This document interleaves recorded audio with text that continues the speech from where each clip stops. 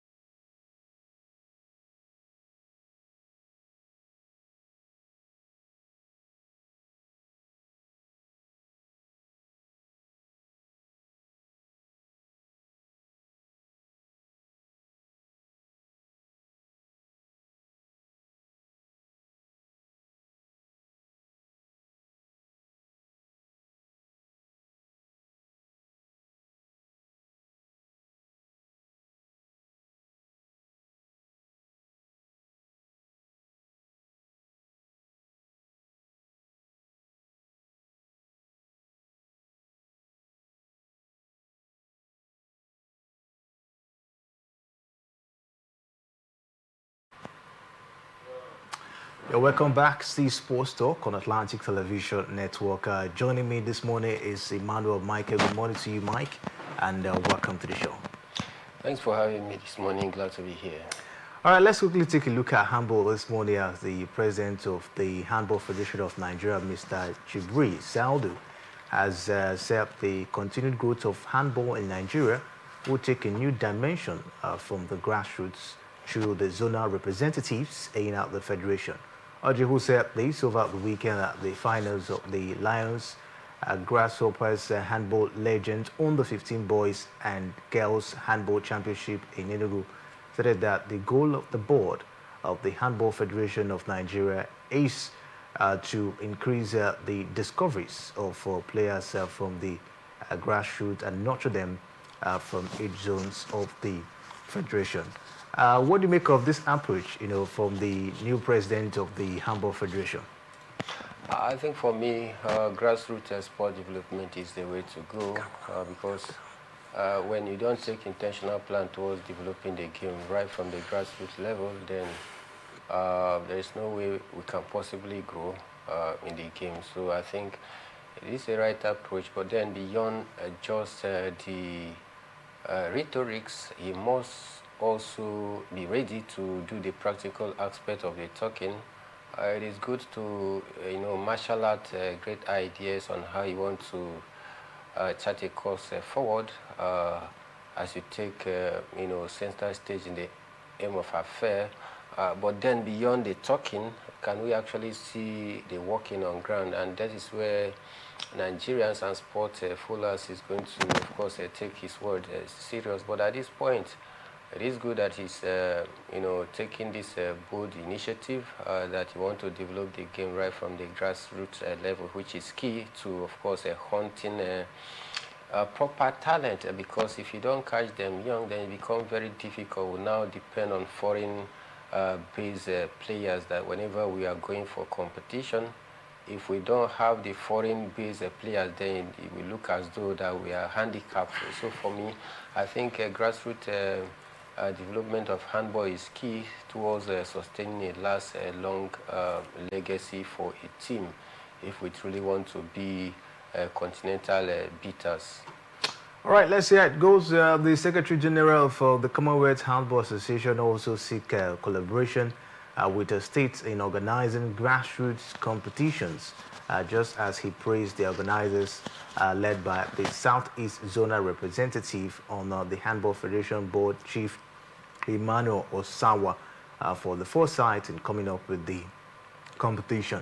Audrey also appreciated the presence of the Honorable Commissioner for Youth and Sports, Honorable Lord Ikore Madu, and noted that his participation signaled renewed government interest in handball development in the region. The zonal representative of the Southeast in the Handball Federation Board, Chief Emmanuel Sao, thanked the president of the Handball Federation of Nigeria for his support and show of encouragement to the Southeast handball family, while also expressing gratitude for the organizers for their dedication to the game. Away from that, let's quickly move on as we take a look at other sports, of course, coming right here, of course, in the country, because we understand that a lot, of course, is going on, especially in the camp of Team Nigeria. We understand that about 27 athletes, of course, will be on board, for Team Nigeria, talking about the Solidarity Games. Mike, we've been taking a look at this, but what do you make of the preparation so far for Team Nigeria? I think for me, I can't truly say that we had a very good preparation ahead of the game, but then one thing is certain that we have, able athletes that will take part in this particular one.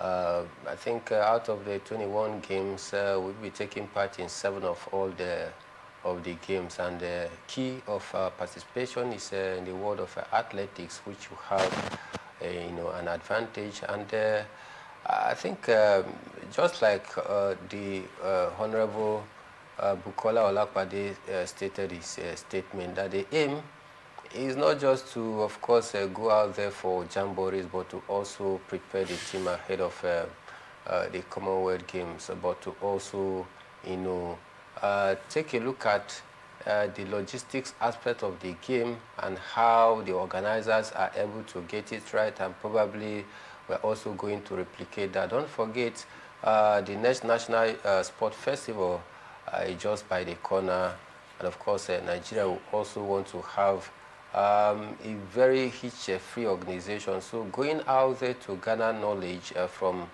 some of the best hands in the world of sport, I think coming back in terms of the organizational structure, which the Honorable talked about, I think we can also copy one or two positive things that we see out there and try to reflect it in our own national sport festival to give it more coloration. So, but basically, in terms of preparation, I wasn't too close to some of the team or the camps to get to know how well they've actually prepared for this one. But then, one thing is certain, that the aim of Team Nigeria is to go out and compete at the highest level, and I just believe that we can go there and, of course, do us proud among the rest of the country that is going to be there. All right, let's hear this one. Of course, we'll go down for Team Nigeria. Wish them, of course, the very best down there. Away from that, we understand that head coach of Nigeria's senior women's national basketball team, the Tigress, Rena Wakama, will begin her new job as head coach of Hive BC. In the Unraveled Basketball League in January 2026, Bravo is an 8-team women's basketball league in the United States, co-founded by women's NBA stars Brenna Stewart and Nefisa Collier in 2023, and it made its debut in January 2025 with 6 teams. The league announced its head coaching lineup for the second season on its website last week, and confirming Wakama's appointment alongside 7 others across the league's 8 club. Wakama, who was an assistant coach for the Chicago Sky in the WNBA, led the Tigers to back-to-back FIBA Women's AfroBasket titles, first in 2023 and then in 2025. Mike, we're still racking our heads on how this day, of course, will affect, participation or probably, job with the D Tigers of Nigeria. I don't know if you've gotten more feelers on how she's going to, of course, manage both jobs.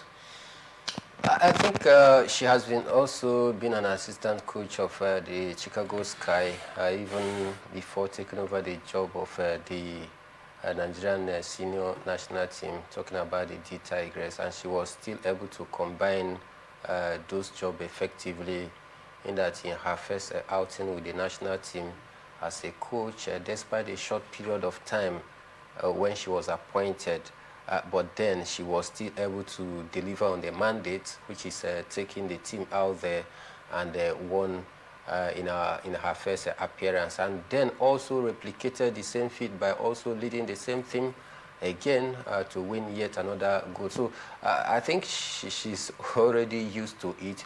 This WNBA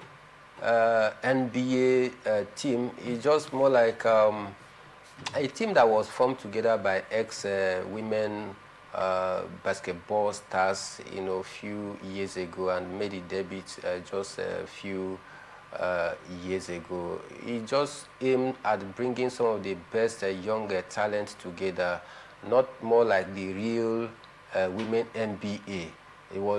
It is more like an annex to the women NBA. So I think the time limit for some of the games is not that lengthy compared to the main women NBA out there. So I think she can be able to manage that effectively, because she has done it even with other team before, while also handling the national team.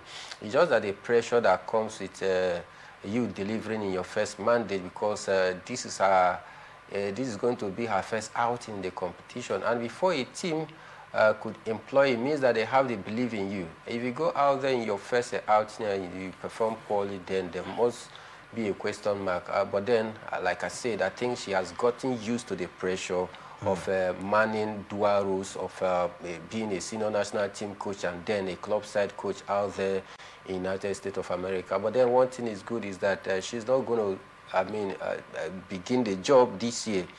January, I think by December, during the summer, she will be able to, of course, put her calendars in place, take a look at the national team calendar, the matches that we'll have, and try to, of course, align that with her own club-side activities. I think for me that would be good for her because it's not kicking off this year, it's January, and by then she must have been able to go through her own schedule and try to, of course, handle it in a way and manner that it will not really affect her. So I think for Rena Welcome, I'm very happy for her because she's our own and she's been doing pretty well.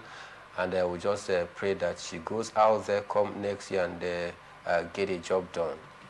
All right, so it goes, of course, for Rena Wakama. Let's keep our fingers crossed and see how, of course, she'll be able to, manage the new job as well as the D Tigers of Nigeria right here. Away from that, Carlos Alcaraz and Yannick Sinner will play an exhibition match in South Korea in January, just 8 days before the start of the Australian Open. The duo will meet in the Yunwei Card Super Match in Yucheon on 10th January with the Australian Open. Australian Open main draw getting on the way in Melbourne on the 18th of January. The pair who met in 3 of the 4 Grand Slam finals in 2025 have won 9 of the past 10 major titles between them. Sinner reclaimed his status as world #1 for Alcaraz over the weekend following victory at the Paris Masters. Sinner's 6-4, 7-6 victory over Felix Auger-Aliassime lifted the Italian to 250 points above Alcaraz in the rankings before the season-ending ATP Finals on 9th of November. So we're looking forward to see Alcaraz and Yannick Sinner next year, of course, preparing for the main one, talking about the Australian Open. But Mike, what will you make of the season for Alcaraz and Yannick Sinner? Sinner topping the ATP, Alcaraz came, he has to, of course, stop for some time. And Sinner, of course, came back again, to get the world #1 spot. How will you describe the season for both players? I think great. I would describe it as a great one for both players because first off, Yannick Sinner started the season with a blistering form, delivering all front, taking the #1 spot, staying there for a very long time. If not for that big setback, which actually caused that 3-month ban for him, I think by now I would have said that he should have retained that #1 spot since then because he was using some massive points to gap Carlos Alcaraz, but because of that setback of 3-month ban, he find it very difficult, and that is why Carlos Alcaraz was able to dethrone him as the world #1. He went back, came after the suspension, played his first 2 major competition, couldn't win any, but then he did not give up. He continued to work on himself, and today we've seen him topple Carlos Alcaraz as the world #1 because of the fact that Carlos Alcaraz was knocked out in the Masters 1000 event at a very early stage, and that was a big blow. It was more like a stepping stone for Yannick Sinner to reclaim back his #1 spot. Talking about the season, 2 of them, I would say they had a very fantastic season because Yannick Sinner won some laurels, individual laurels for himself. Carlos Alcaraz also, won some laurels, and the 2 invariably present as we speak. They are the best, players in the main event as we speak right now because we've seen them shuttling between first and second. Now, come next year, the point disparity is not that much, it's just 250 points, and you know that the Australian Open comes with about 2,000 something points. So if Yannick Sinner can be able to nick that one in the board, then he will reclaim back. If Carlos Alcaraz is able to nick that one in the board, then he's going to reclaim back his #1 spot. But then, one thing is certain, that it has been a season of rivalry. It's been a season of fulfillment for both players because none of these players, you will say that they had a very bad season. So I think next season more like what we call, cutting razor if it is football in the Community Shield or in the English Premier League, a curtain raiser to open up the season. And that is why the organizers just want to bring these two big names together so that it will serve more like a curtain raiser as they prepare, for the January Australian Open. And it's going to be a massive one because you expect to see fans turn out in their number, having the best tennis players, going up against each other. It's going to be a very nice thing to see. But then, I must say that these two players for this season, they've done pretty well, and we look forward for next year. And that, meeting between two of them come next year is going to be another intriguing tie that is going to set up the season. The outcome of that game might possibly determine what we are going to see in the Australian Open. Will you say this, of course, this season is a successful one for Carlos Alcaraz because Jannik Sinner staying away from the game for 3 months, all right, came back, and at the end of the season, he's still the world #1.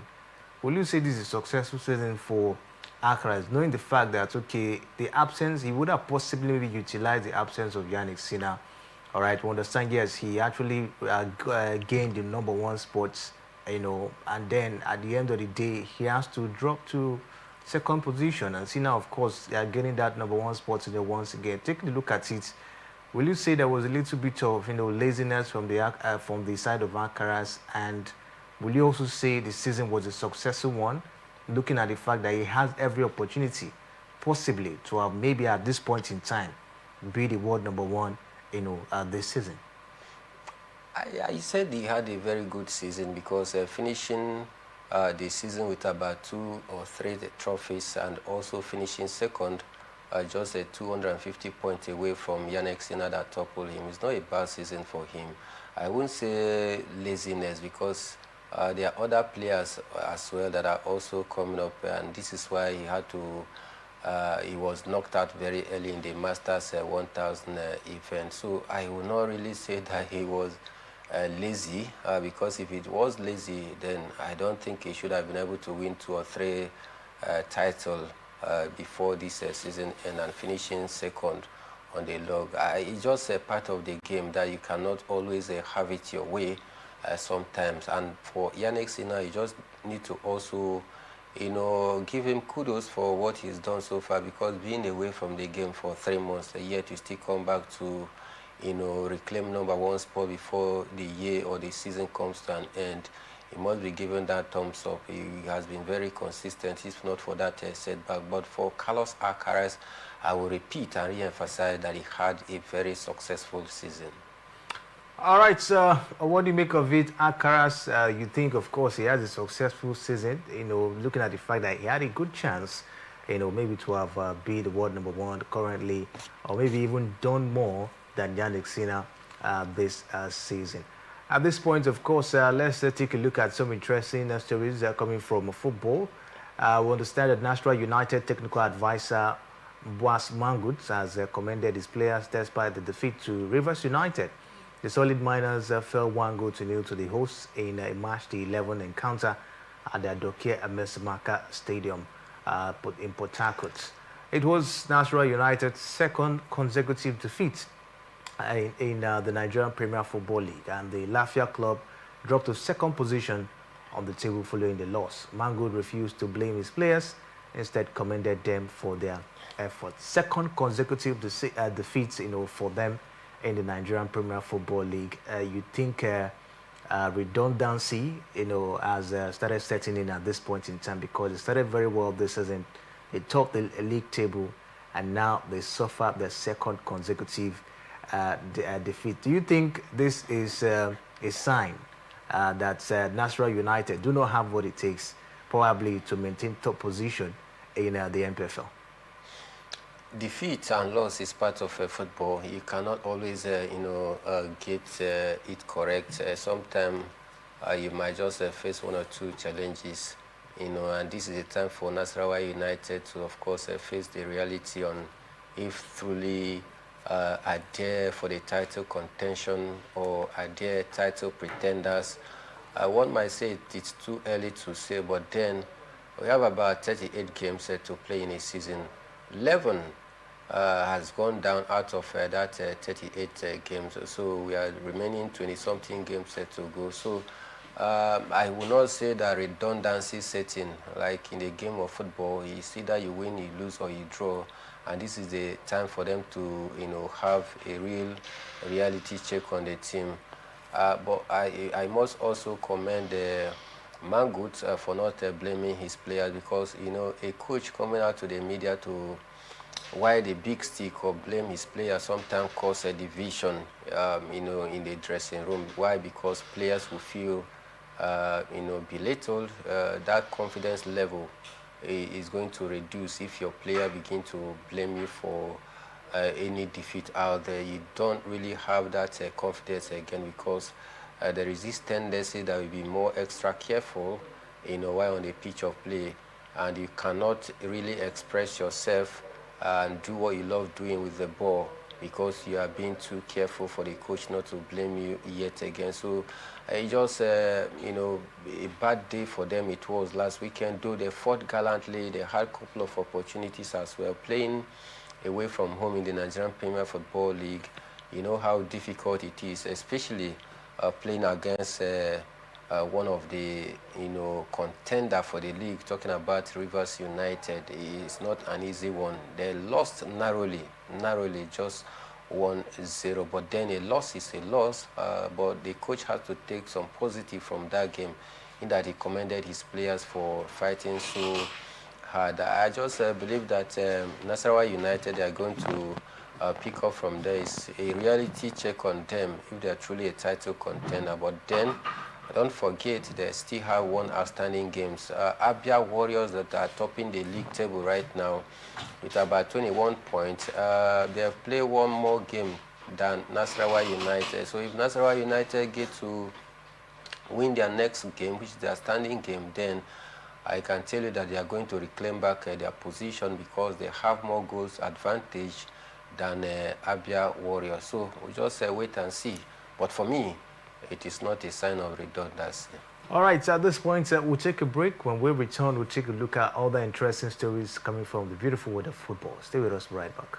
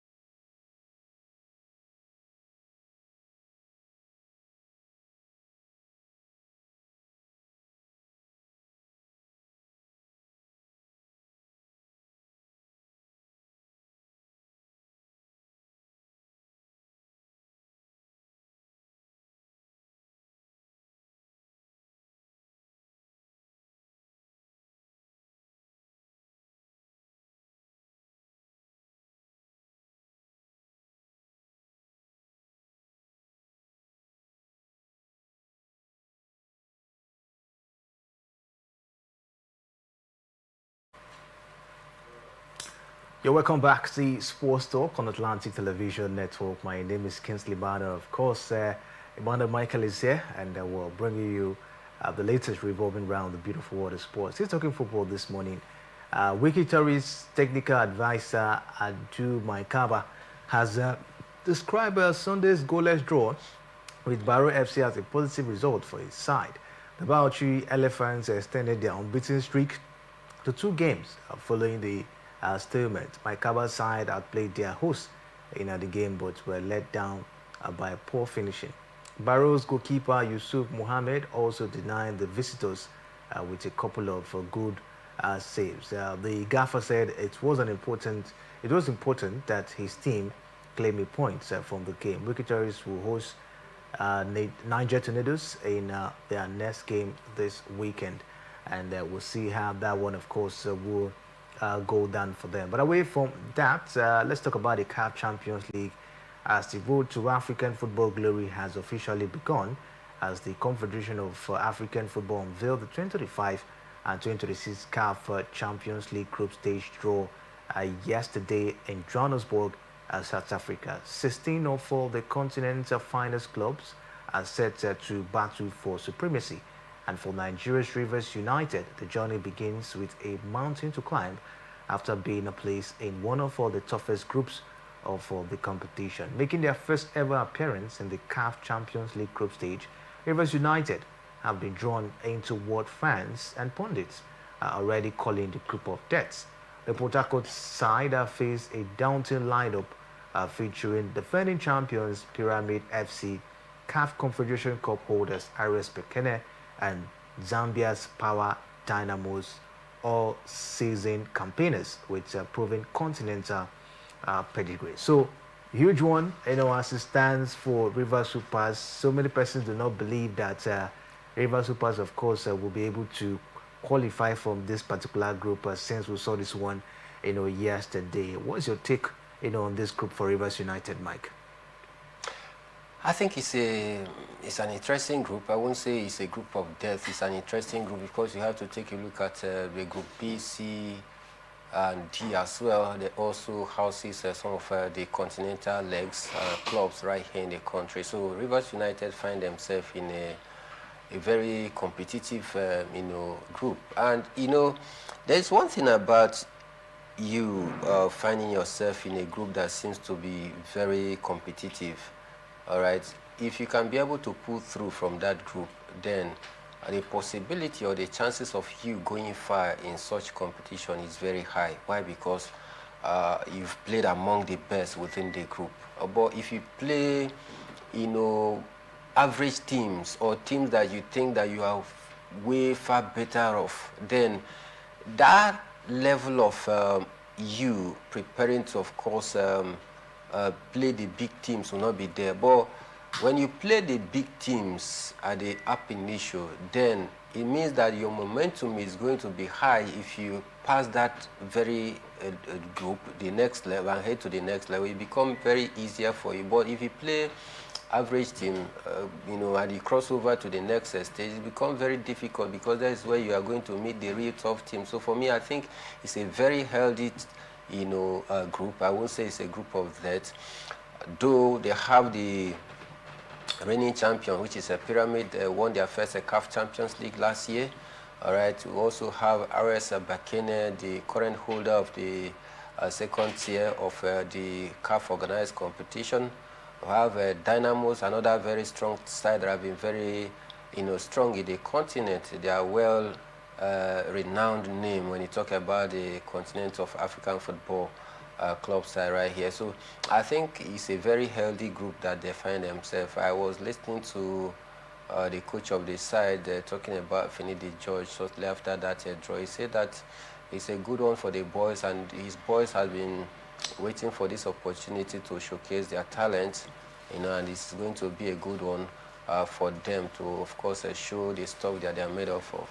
But beyond that, I think for me, Rivers United is going to be a very difficult one for them.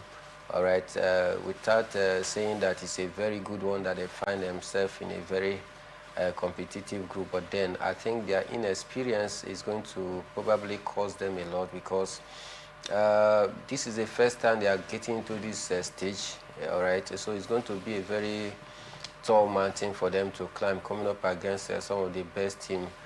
This Pyramid side, I watched their game last season. They are a very good team, made up of players from different, walks, professional and professional to the core. The way and manner they organize their team is something that you need to also think about.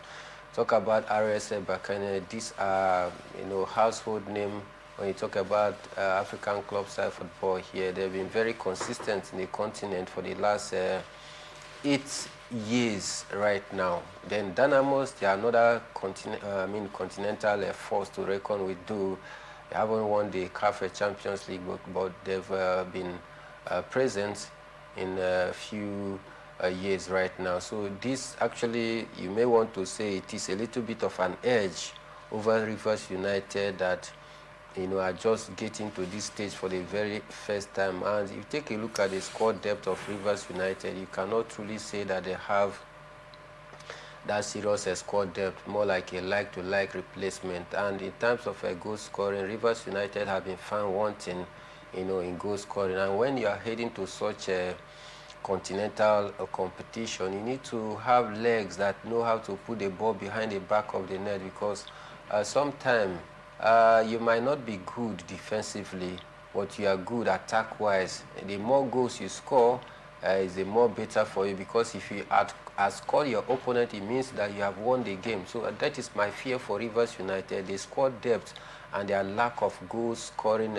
instinct has made it very difficult for me to truly believe that they are going to go far or possibly come out alive from this very group, because they don't have the experience, they lack the killer instincts in front of goal.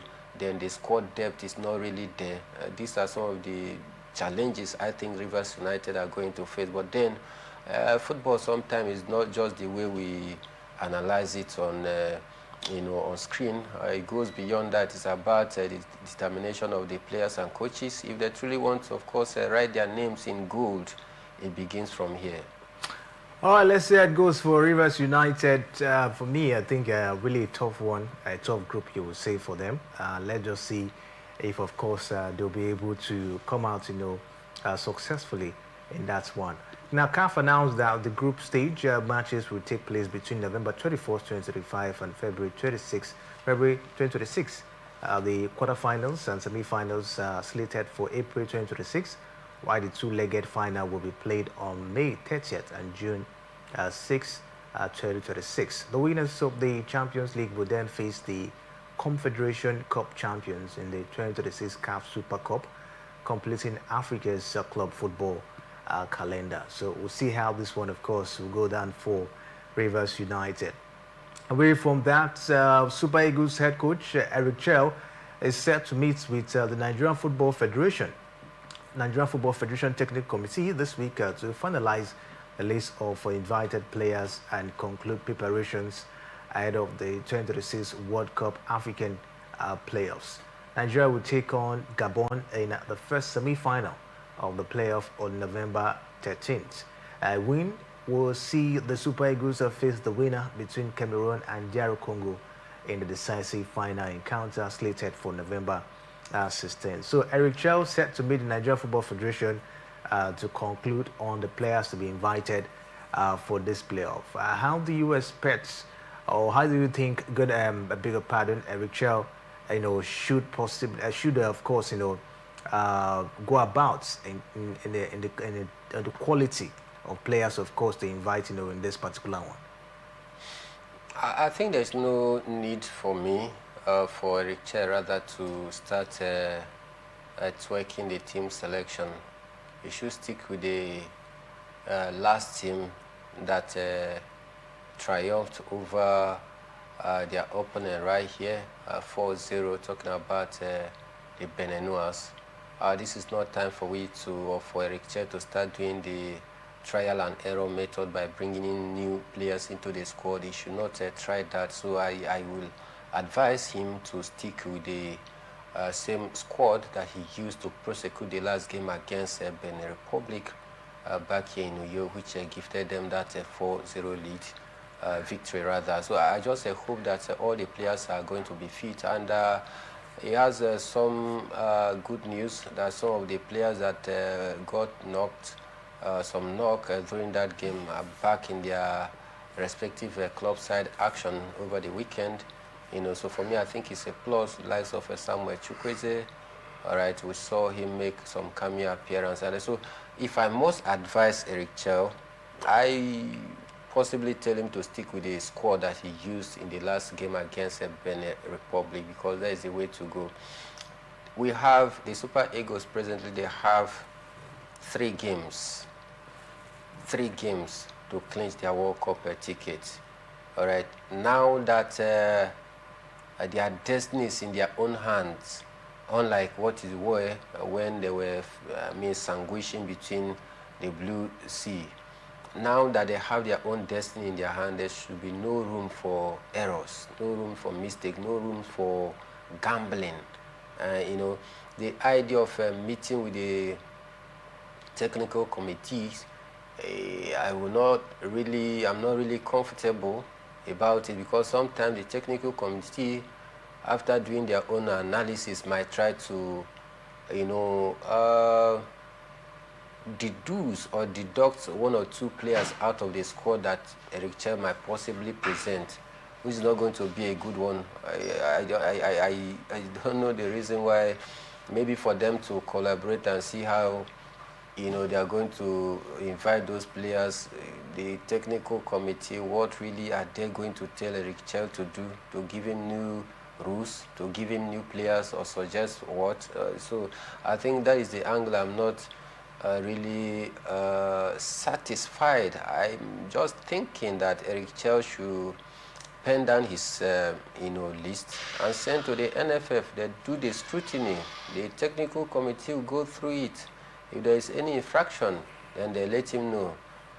So like I said, this is not the time for we to start gambling. We have 3 games to clinch the World Cup ticket. The first game against Gabon, then we'll get to meet the winner between Cameroon and DR Congo, then before going to the intercontinental playoff, which, because of the point and the rankings that the Super Eagles presently have, they are going to play 1 game out there instead of 2, courtesy of the rankings that was released, that made them to be among the best ranked team out there. So I think it is right time for Eric Chell not to take chances. Anything that will bring obstruction or will try to negate what he thinks that is going to be right for him at this point, I think he should outrightly reject such and stick with what he knows that is going to work for him, because Nigerians will be most happy and remember him forever if truly he can pass through difficult times and grab the World Cup ticket. I don't think Nigerians and football followers will forget him in a hurry. All right, let's go to wish Eric Chell the very best in this particular journey. It's not going to be, of course, an easy one, but we'll see how the man, of course, is going to navigate this one. But tonight, UEFA Champions League makes a return as Liverpool's legend, Xabi Alonso, returns to Anfield as Real Madrid boss for a heavyweight clash tonight, and that is served as the UEFA Champions League final twice in the last decade. With 6 defeats in Liverpool's previous 7 matches, heading into their weekend fixtures with Aston Villa had home supporters on edge, but Ancelot's men produced a ghostly display to ease the palpable tension with the 2-0 when the Red are back in Anfield tonight in a monster blockbuster clash that need no introduction, and that should as well suit both teams perfectly. On the flip side, Real Madrid arrives on Merseyside in a scintillating form, winning 13 of their 14 games this season so far to sit top of La Liga table while boasting a perfect record in the UEFA Champions League with 3 wins in 3 games so far this season. So it's going to be an impressive clash tonight, Mike. Liverpool against Real Madrid. Xabi Alonso returning to Anfield, this time as coach of Real Madrid. How do you see this one panning out? I think you just described it with some of those, words. It's going to be a monster blockbuster game tonight because one of their own is returning back at Anfield, after a very, very long while, coming in as a boss of one of, in fact, the biggest club in the world, talking about Real Madrid in a UEFA Champions League clash. I think it's one that is going to whet the appetite of footballers across the world. The world will stand still to see how it is going to pan out tonight, because Liverpool, there have been some question marks in their performances so far this season. Prior to the game against Aston Villa, they had lost 6 out of 7 games they played. So they will be hoping to build on that victory over the weekend against Aston Villa, while Madrid on their own, since Xabi Alonso took over this season, they have been in a very scintillating form per se. So we're just going to see the best of football. It's going to be a clash of titans, a big game, is set to go down tonight, one that will keep most footballers at the edge of their couch, with anxiety and fear to see who get all 3 points. But then I think that game is one that if you try to weigh it in the balance, you might want to say Liverpool, they are not in that good form. But then Liverpool are a team that you cannot really predict when it has to do with a European pedigree. All right, they might not be good in the league, but then in Europe they always show the stuff that they're made up of. But then for Real Madrid side that are consistent winner of the UEFA Champions League, that knows how to play the UEFA Champions League, playing away from home at one of the most raucous stadium where their fans are very vociferous. It promises to be a massive show that we can't just wait. As the time is reading, I'm also checking my clock and my watch in my wrist to see when that game kicks off tonight. But then one thing is certain, Kingsley, it's going to be a game that so many would not want to miss this night. All right, let's see how it goes down. It's going to be Liverpool against Real Madrid, and we'll see how it goes. But tonight also see other interesting fixtures as Napoli will lock arms against Eintracht Frankfurt. There's going to be Slava Prague against Arsenal, Atletico Madrid against Union St. Cloud, and Bodo Glimt against Monaco. Juventus will also be national against Sporting Lisbon, and with Tilde Liverpool will lock arms against Real Madrid. Olympiacos will also be national against PSV and Devon tonight, as Paris Saint-Germain will lock arms against Bayern Munich. Another blockbuster encounter we'll expect tonight down there. Tottenham Hotspur will be national against FC Copenhagen. Of course, we'll take a look at some of these fixtures where we'll make a return by 6 p.m. on Sports Extraordinary. Please do well to join us, as it promises to be another exciting time talking sports on the Atlantic Television Network. Presenting to Mike for doing justice on the show this morning, and for you as well. We really do appreciate your time with us. You can do well to go down to our different social media handle, Facebook, X, Instagram, and YouTube. The conversation, of course, continues right there. My name is Kingsley Manuel.